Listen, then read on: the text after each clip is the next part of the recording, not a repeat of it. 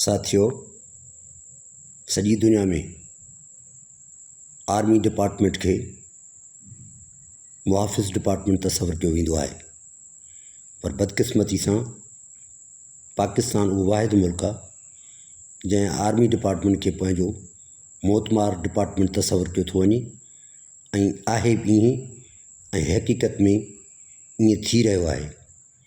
फ़ौज जेका फ़क़ति सरहदुनि ते रही करे पंहिंजे माण्हुनि जो बचाव कंदी आहे, उन्हनि जो तहफ़ुज़ कंदी आहे, पर पाकिस्तान जे सभिनी मामलात ते फ़ौज जी एतिरी वॾी मुदाख़लत वधी वई आहे जो कंहिं बि माण्हू जी चोर जेका आहे उहा फ़ौज जी इजाज़त खां सवाइ नथी थी सघे।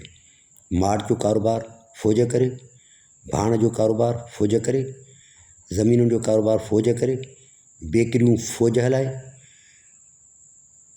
उन सां गॾोगॾु हितां जूं खंडुनि जूं मिलूं उहे फ़ौज जूं हुजनि।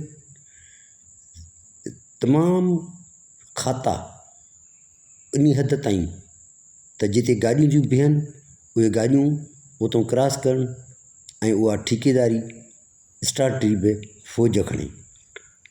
कराची, हैदराबाद जा महांगा इलाइक़ा ऑफिसरनि खे दाॿा ॾेई, रेवेन्यू वारनि खे दाॿा ॾेई पंहिंजा खाता ठाराए छॾिया अथनि जेके उन जा हींअर मालिक बणिया वेठा आहिनि। IMF कर्ज़ु ॾे, उहे सभु फ़ौज खाई वञे। इंफ्रास्ट्रक्चर में बहितरी कोन अचे, नौजवाननि खे रोज़गार कोन मिले, रोड न ठहनि, तालीमी दर्सगाह न ठहनि, इस्पतालूं न ठहनि, इहे सभु पैसा वञनि फ़ौज वटि ऐं फ़ौज जेको त असांजो तहफ़ुज़ कयो आहे सॼी दुनिया में असांखे बदनाम कयो अथनि। उन जे करे असांजो माण्हू हिन वक़्तु फ़ौज सां मुहबत न पर नफ़रत थो करे।